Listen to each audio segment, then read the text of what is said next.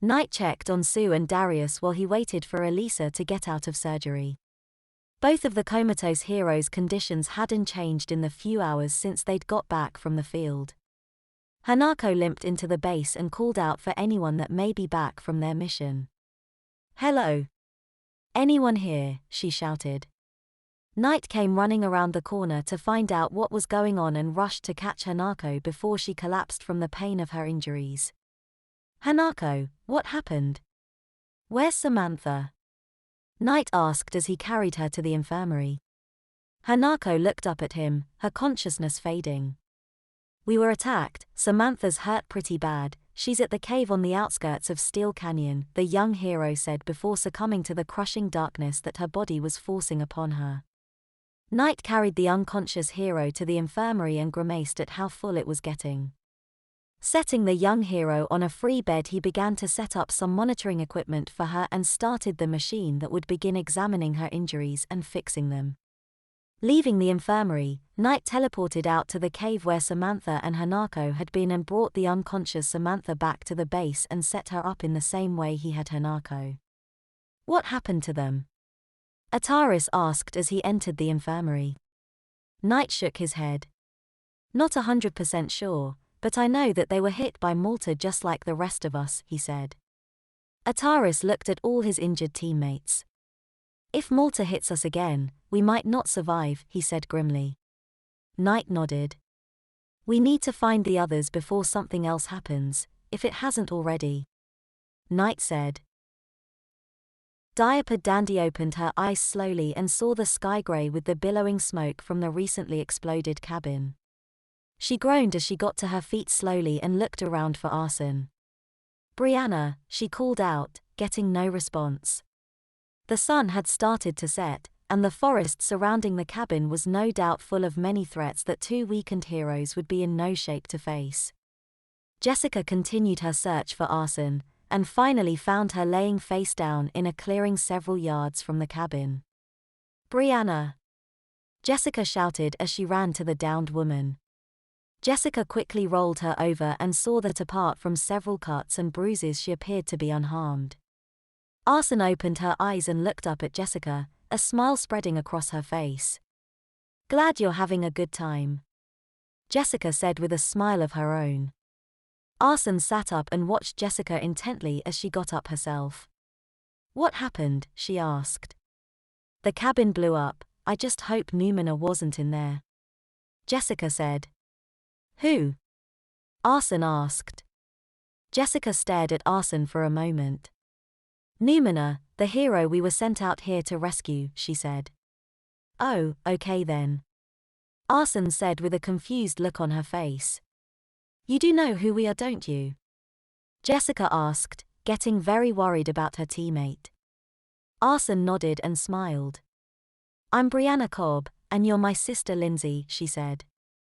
Diaper Dandy opened her eyes slowly and saw the sky grey with the billowing smoke from the recently exploded cabin. She groaned as she got to her feet slowly and looked around for Arson. "Brianna," she called out, getting no response. The sun had started to set, and the forest surrounding the cabin was no doubt full of many threats that two weakened heroes would be in no shape to face. Jessica continued her search for Arson, and finally found her laying face down in a clearing several yards from the cabin. "Brianna!" Jessica shouted as she ran to the downed woman. Jessica quickly rolled her over and saw that apart from several cuts and bruises she appeared to be unharmed. Arson opened her eyes and looked up at Jessica, a smile spreading across her face. "Glad you're having a good time," Jessica said with a smile of her own. Arson sat up and watched Jessica intently as she got up herself. "What happened?" she asked. "The cabin blew up. I just hope Numina wasn't in there," Jessica said. "Who?" Arson asked. Jessica stared at Arson for a moment. "Numina, the hero we were sent out here to rescue," she said. "Oh, okay then," Arson said with a confused look on her face. "You do know who we are, don't you?" Jessica asked, getting very worried about her teammate. Arson nodded and smiled. "I'm Brianna Cobb, and you're my sister Lindsay, she said.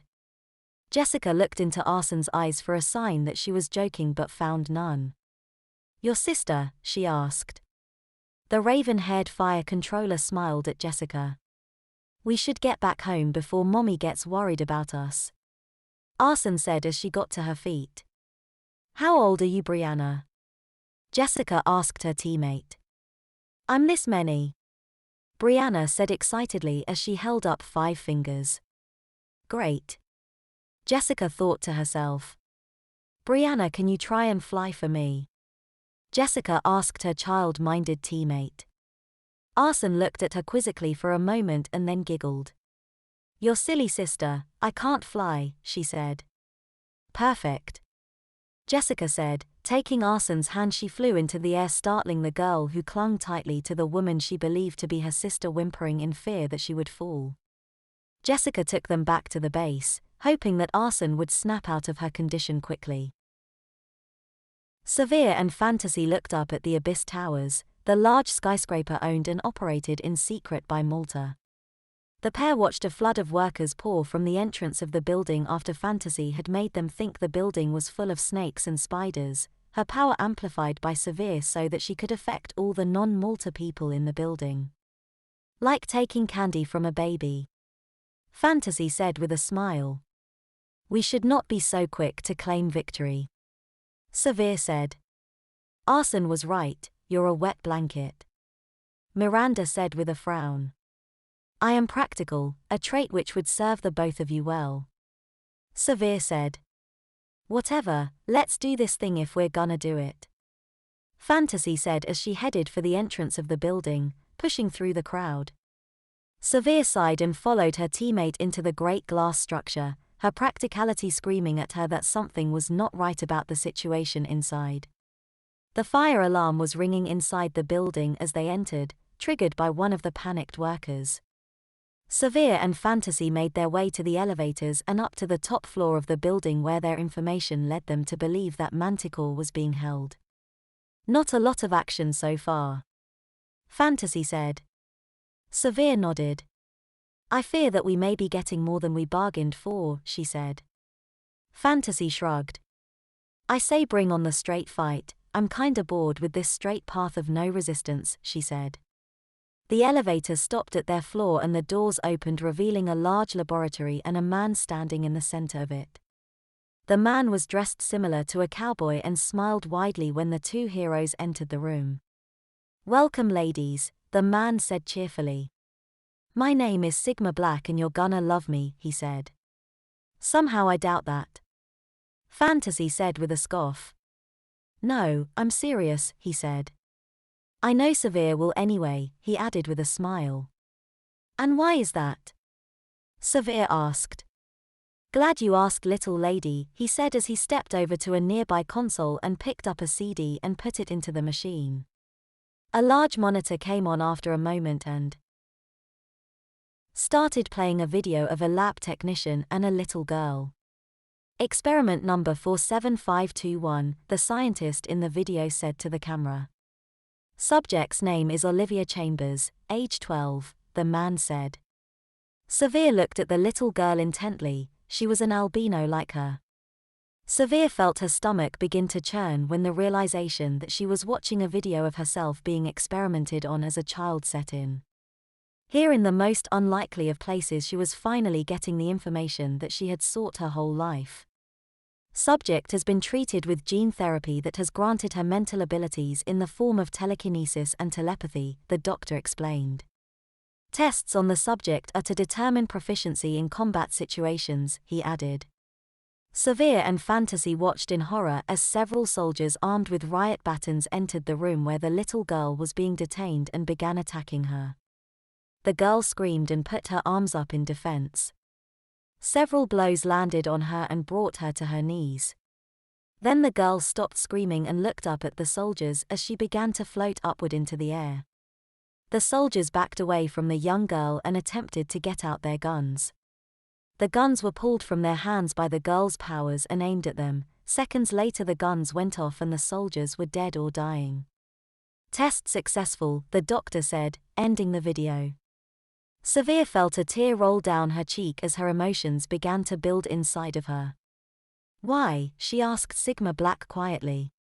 You are a latchkey kid, easy to pick up off the street and use for testing, he said. Turned out quite well except for the whole hero bit, he said. And my family? She asked, her powers building along with her emotions. Dead, I'm afraid. Sigma Black told her. You shouldn't be mad, you should be thanking us, he added. Severe plucked the man from where he stood with her powers and mentally threw him through the window behind him, sending him plummeting to the earth below. Thank you, she said. Severe, I'm sorry for what they did to you, but this isn't the way to handle this. Fantasy said. Severe chuckled. A minute ago you were aching for a fight, she said. Fantasy nodded. Yeah, but you look like you're ready for a lot worse than a fight, she said. You're right, I'm ready for a massacre. Severe said with a smile as she floated over to the elevator and tore it from the wall and flung it across the room and entered the now empty shaft.